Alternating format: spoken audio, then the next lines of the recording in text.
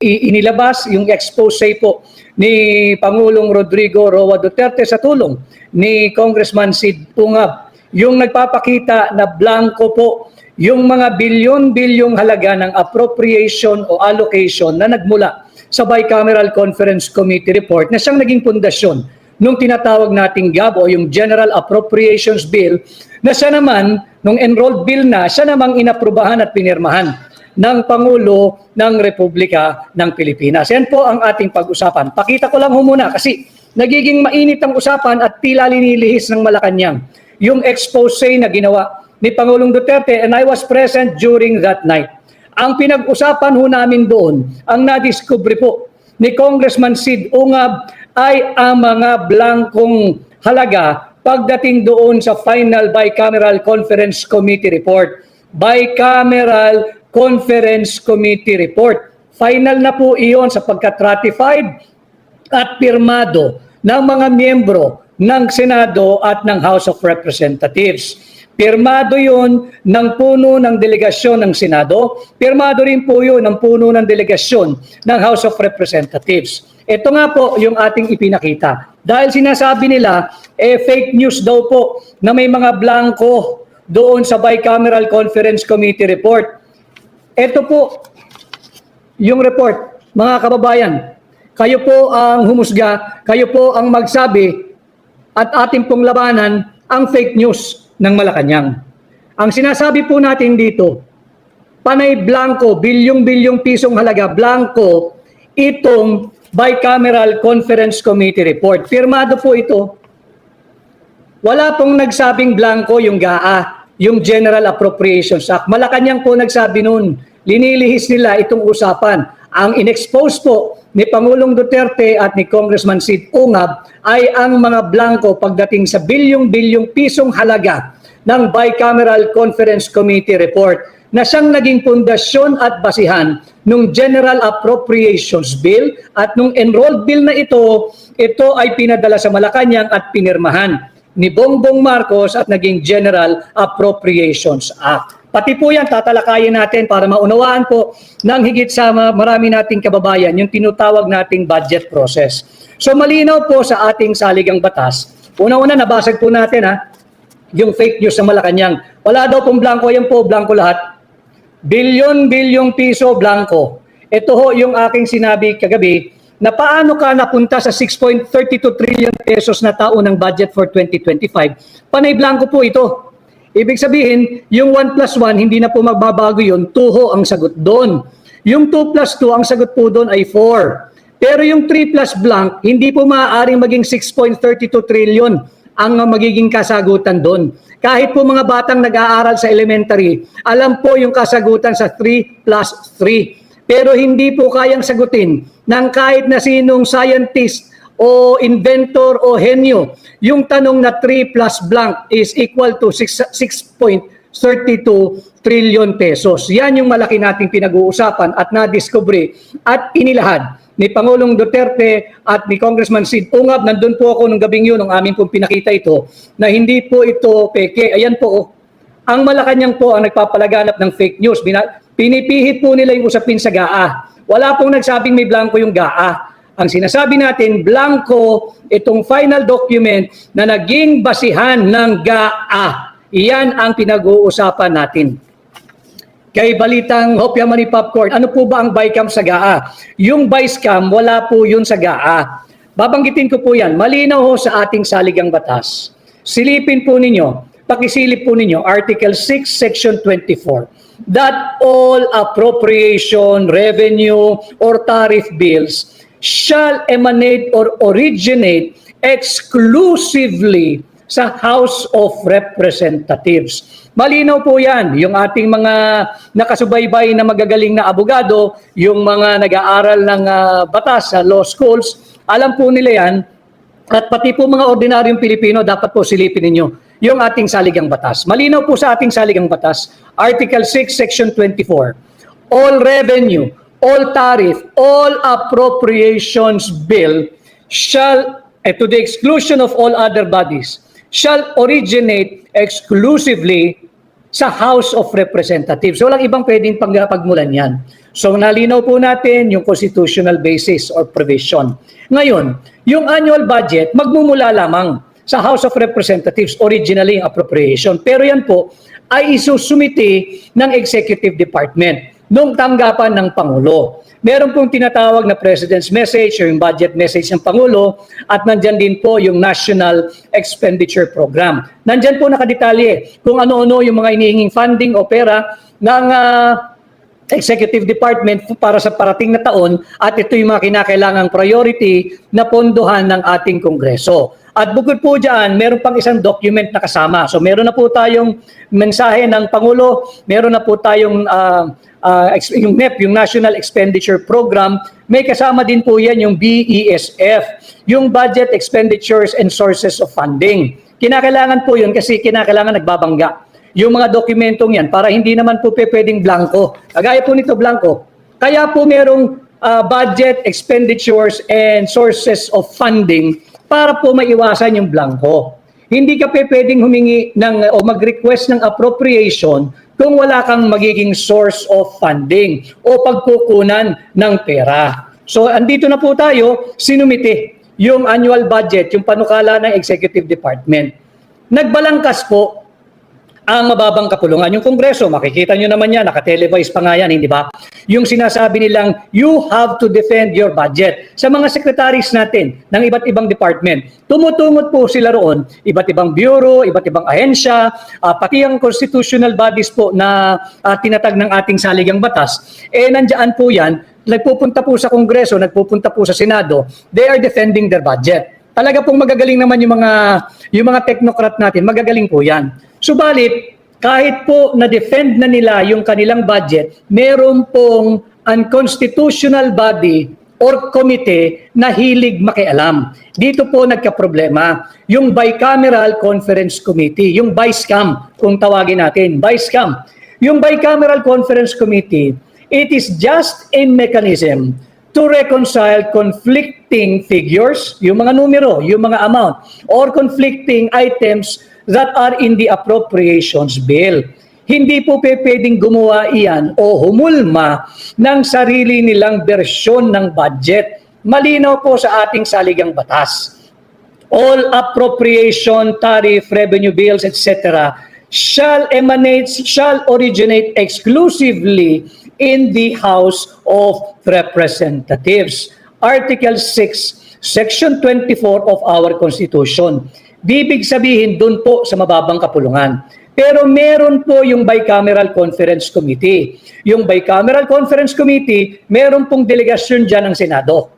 Meron din pong delegasyon dyan ang House of Representatives. Sila po ay uupo lamang to reconcile kung meron man conflicting figures doon sa panukalang budget. Nagagawin po nilang General Appropriations Bill pag sila ay nagkasundo-sundo na. Subalit ang nagiging problema, pakialamero po itong BICAM. Wala pong authority ito na nagmumula sa ating saligang batas katulad ng autoridad ng House of Representatives sa kanila lang magmumula ang lahat ng appropriations bill.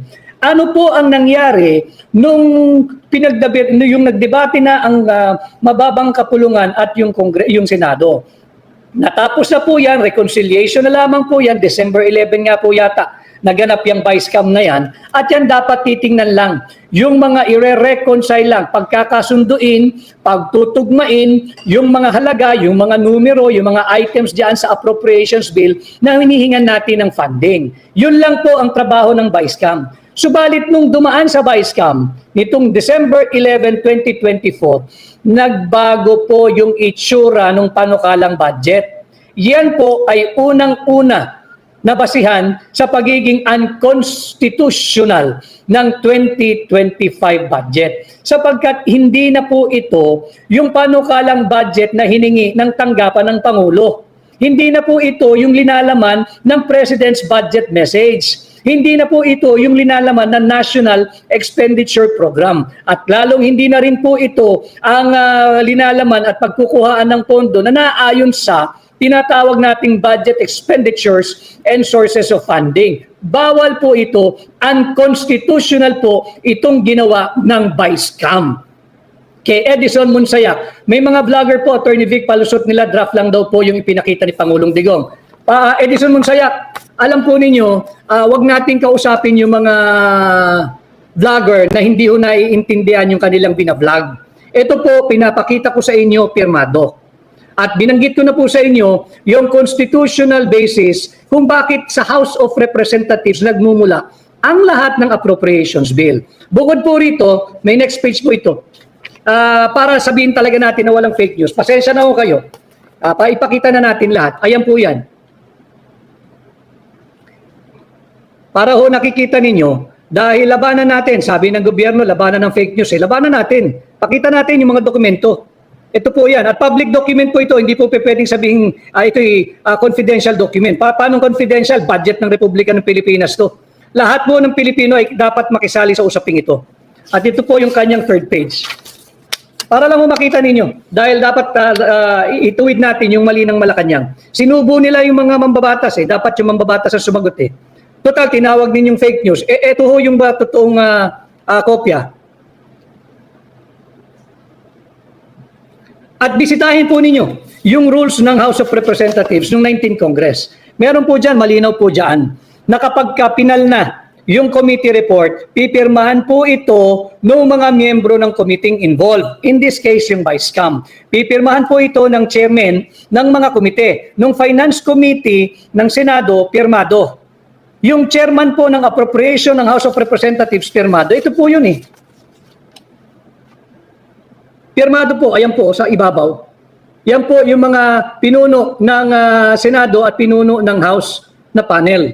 So, bakit ka pipirma ng isang pinal na dokumento na punong-puno ng blanco? Malinaw po dito At ito po ay hindi inosenteng papel. Malinaw din po diyan sa pagbabalangkas ng budget. Kaya po may mga record na ganito. Dahil ito po ay may evidentiary value sa batas. Evidentiary value. Ibig sabihin kapag meron pong illegalidad, kagaya ng may blanco po rito, may halaga, may blanco. Pag yung amount dito ay nag-iba, pwede pong magbigay daan yan sa isang criminal case. Katulad ng halimbawa lamang, falsification of a public document. Bakit falsification? Sapagkat malinaw po, binanggit ko sa inyo, tanging ang House of Representatives lamang ang merong malinaw na mandato to the exclusion of all other bodies na magsimula ang kanilang appropriations bill. Hindi po sinabi ang Vice Cam. Wala pong authority ang Vice Cam. Bakit po na blanco? Hindi ba? Kaya sabi ko sa inyo, unang-una, unconstitutional na nakialam yung Vice Cam. Kaya Irene, Maita, pinagluloko nila ang mga Pilipino. Salamat na lang at marami nagmamalasakit sa bansa natin. Sinisikap ko pong pasimplihin ang usaping ito sapagkat dapat kasali ang lahat ng Pilipino rito. Importante na kayo ay makilahok sapagkat pera niyo po ito binabasag natin yung paglihis ng Malacanang dito sa ebidensyang ipinakita ni Pangulong Duterte. Wala pong fake news dito. Ito po ang linaw-linaw, kay linaw-linaw. Blanco, ang daming blanco ng final report ng Bicameral Conference Committee. Ulitin ko, napakahalagang dokumento po nito sapagkat ito ang nagiging pundasyon ng final form ng budget. Ito po yung ginagawang General Appropriations Bill at pag ito ho ay pinirmahan na ng Pangulo ng Pilipinas kahit unconstitutional, immoral, unlawful, defective. Ito po'y nagiging GAA, yung General Appropriations Act. Kay Mosimo, Attorney Vic, bakit po tahimik ang mga senador at ibang congressman sa issue na to? Yun din ho ang ating pinupunto dito sa ating ginagawang pakikipag-ugnayan diretso sa inyo. Kinakailangan malinaw tayo. Ang punto rito ay yung Vice Cam report. Itong Vice Cam report, pero ang sumagot at galit na galit ay ang Malacanang. Tinawag pong fake news ito. Paano naging fake news ito? Ang dapat sumagot dito, yung mga miyembro ng Kongreso at Senado. Ang dapat sumasagot dito, yung mga nakapirma rito. Ang dami po niyan, pinakita ko sa inyo yung pangalan. Sila ang dapat nagpapaliwanag. Kagulat-gulat, katangi-tangi, ang nagsasalita ay ang Malacanang, ang tanggapan ng Pangulo. Pupunta ho tayo, may tanong ho rito. Pupunta tayo mamaya doon sa sinabing layar. Ito, babasagin ho natin yung pagsisinungaling ng Malacanang at pagpapakalat ng fake news. At yan po, unconstitutional na nakikialam ang Bicameral Conference Committee. Higit po roon, Ang panukalang budget po ng tanggapan ng Pangulo ay higit na mababa kumpara sa final form and final amount na ipinasa ng Bicameral Conference Committee na wala namang authority talaga. Bakit po natin sinasabing unconstitutional yan? Silipin din po uli ninyo yung ating saligang batas. Article 6, Section 25, Paragraph 1. Ulitin ko Article 6, Section 25, Paragraph 1. Hindi maaaring dagdagan ng House of Representatives ang halaga ang pinapanukalang taunang budget ng tanggapan ng Pangulo.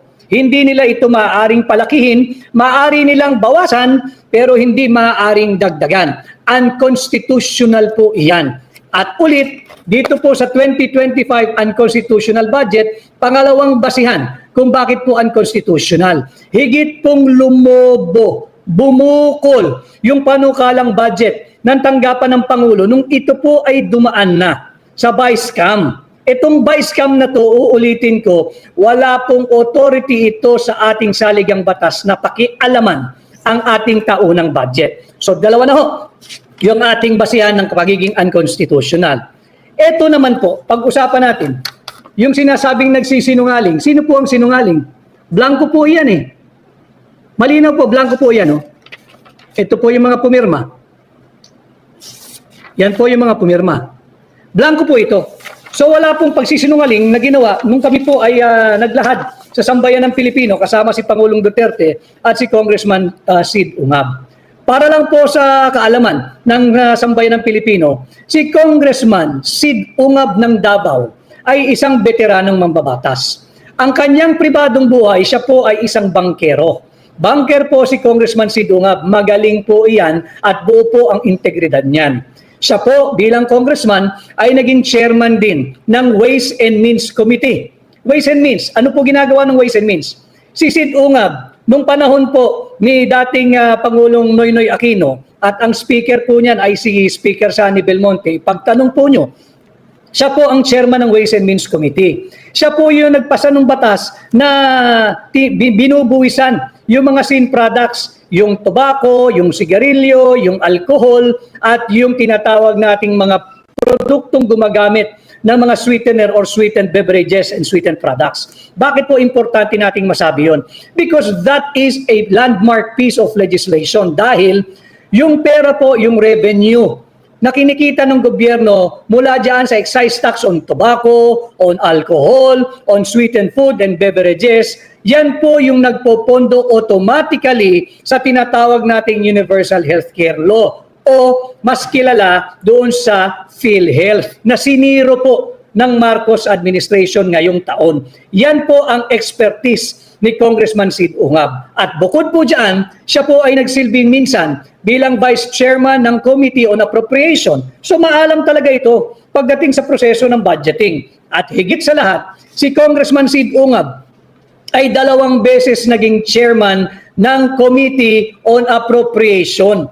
Matinong tao po ito, marangal na tao po ito. At alam niya yung kanyang mga sinasabi at alam niya ang patakaran pagdating sa tamang proseso ng paglimbag ng budget. Hindi kagaya ng member po ng Vice-Cam. Ayan blanco, pirmado. Magsaliksik po yung ibang nating kababayan. Malinaw po dyan. Pagka-enroll bill, ibig sabihin, tapos na po yun eh. Ito na yung final form, ito na po yung naging basihan ng GAB, yung General Appropriations Bill. May blanco pero nakapagpagawa sila, nakahulma sila ng General Appropriations Bill. At yung General Appropriations Bill na yan, ang kakapal na muka, sinampa sa tanggapan ng Pangulo. Ang problema, kahit may nangangalampag na ang sambayan ng Pilipino na unconstitutional budget siyang pipirmahan mo, pinirmahan pa rin. Yan ang problema dito sa ating gobyerno ngayon sa ilalim ng Marcos administration. Kay MacTreb, ang Malacanang kasi ang naglalagay ng mga halaga sa mga blanco. MacTreb, pupunta tayo dyan. Ito na nga po yung ating pag-uusapan, yung blanco. Ang dami pong blanco. Ulitin ko, hindi pwedeng blanco po kasi ito mga kababayan. Sapagkat sinabi na nga ng saligang batas, tanging ang House of Representatives o yung mababang kapulungan lamang ang may karapatang magpasa at magmula ang lahat ng appropriations bill. Huwag na po natin pag-usapan muna yung tariff, revenue, hindi po yung mahalaga yun. Ang pinag-uusapan po natin yung budget, yung appropriations bill. So, sino ang naglagay ng mga halaga rito? Kung ito'y iniwan na blanco at ito po ang final na report ng BICAM, ayan po, pirmado nila eh. Pumipirma po ng blankong cheque yung mga ito. Delikado tayo rito. Kay Kikay, ayan po, panay blanco. Huwag po kayo masyadong maniniwala doon sa napapakinggan nyo. Ayan po, pinakikita ko sa iyo, blanco. Yan po, blanco. Sino ang nagpuno ng blankong ito? Again, kahit sino pa yan, ang tinatawag po natin doon sa Bicameral Conference Committee ay yung third house o yung third chamber. Mayroong lower chamber, may upper chamber. Nakialam po itong Bicameral Conference Committee, kaya tinatawag siyang third chamber. Unconstitutional po yan. Kay Laila Pag, sino po yung tinutukoy niyo na fourth chamber? Darating tayo dyan, Laila Pag. Meron pong fourth chamber. Sino yon? Hindi rin po natin lahat alam, sapagkat yun ang dapat nating singilin. Sino ang nagpuno ng mga blankong ito? Tapos na po eh. Pirmado na. Sarado na. Yung committee report, tapos na po. Hindi pa pwedeng itanggit ito, pirmado eh. At ito pong kopyang ito ay hindi lamang si Congressman Sid Ungab ang may kopya. Ito po ay pinadalhan ang lahat ng mambabatas at pinadalhan ang lahat ng senador via email. So public document po ito. Bakit po kinakailangan exclusively mag-originate ang appropriations bill sa House of Representatives? Sapagkat po mas marami sila. Ang assumption po ng ating saligang batas, ang assumption po ng batas, since mas representative kayo ng tunay na sentimiento ng mamamayang Pilipino, dapat diyan nagmumula yung appropriations bill. Dahil mas nararamdaman ho nila eh. Alam nila yung mga pangunahing pangangailangan ng sambayan ng Pilipino, kaya po sa kanila nagmumula. However, yung Senado maaring mag-approve o kaya makipag-usap sa kanila, mag-disapprove o kaya mag-reconcile po sila. Yun lang po ang purpose ng Bicameral Conference Committee. Subalit, blanco. Comes now the most difficult question.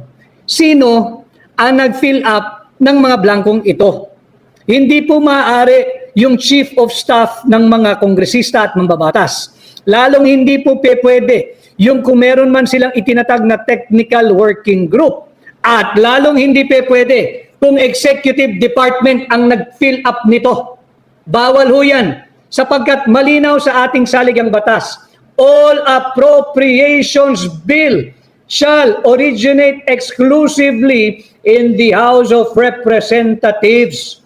Ang basihan po niyan ay Article 6, Section 24 of our Constitution. And I challenge anybody, bisitahin po ninyo yung ating saligang batas nang mahimasmasan po kayo at matauhan po kayo na sadyang illegal itong 2025 budget na pinirmahan ni Bongbong Marcos. Ito na po, yung ikatlong unconstitutionality.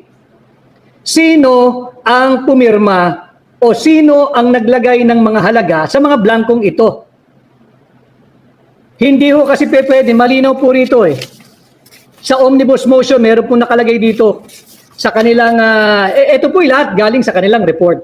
Sabi po sa kanilang omnibus motion, yung technical staff ng House Committee on Appropriation and the Senate Committee on Finance, ito na nga po yung Vice-Cam, are authorized to effect, pakinggan ho nyo yung technical staff po nila, binigyan nila ng otoridad, na to effect corrections lamang of typographical, grammatical, and printing errors.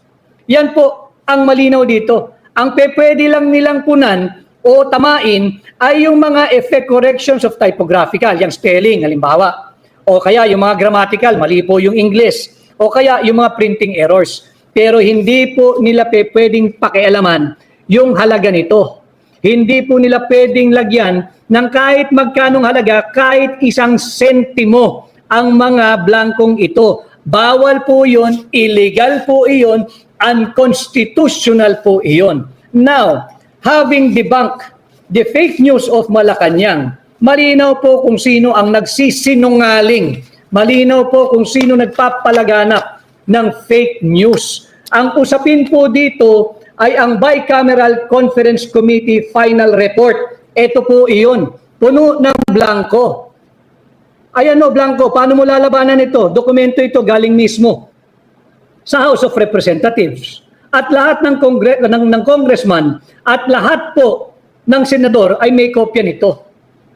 Ito ang dapat ipaliwanag ng Kongreso. Ngayon, nakikialam ang Executive Department. Baka ho, meron silang alam na hindi natin nalalaman. Baka po, meron silang kinalaman sa pagbubuo ng mga halagang ito. Bakit po importante? Kasi tingnan ninyo, Blanco. Pag Blanco, paano ka nakabuo ng budget na ang halaga ay 6.32 trillion pesos? Saan galing yung 6.32 trillion pesos? Ulitin ko, kahit po yung mga mag-aaral sa elementarya, yung basic math, 1 plus 1, 2.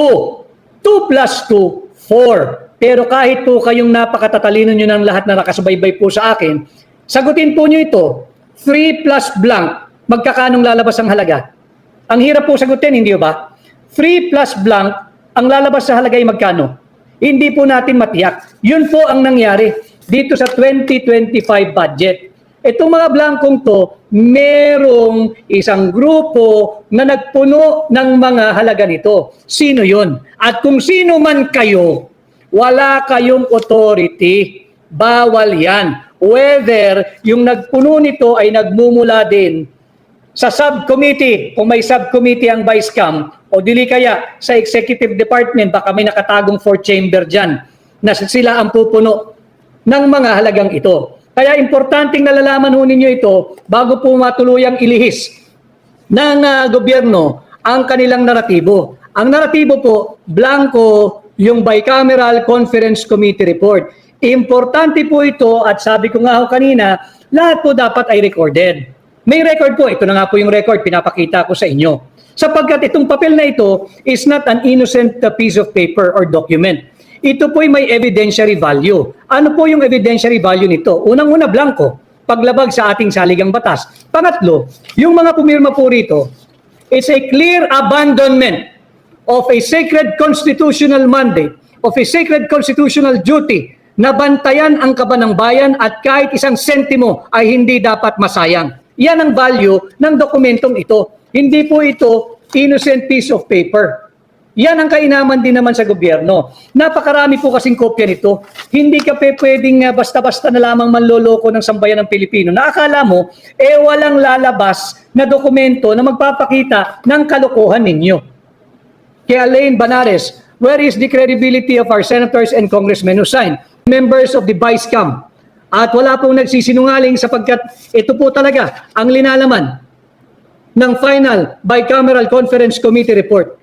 Sino po, iiwanan ko po kayo ng tanong para ipag-usapan ninyo maghapon hanggang bukas, sino po ang pumuno ng mga blankong ito?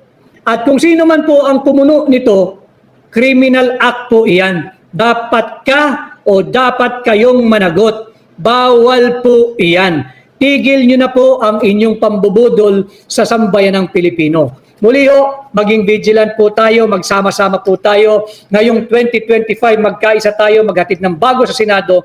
Dahil pag tayo nagsama-sama, ngayong 2025, posible ang pagbabago.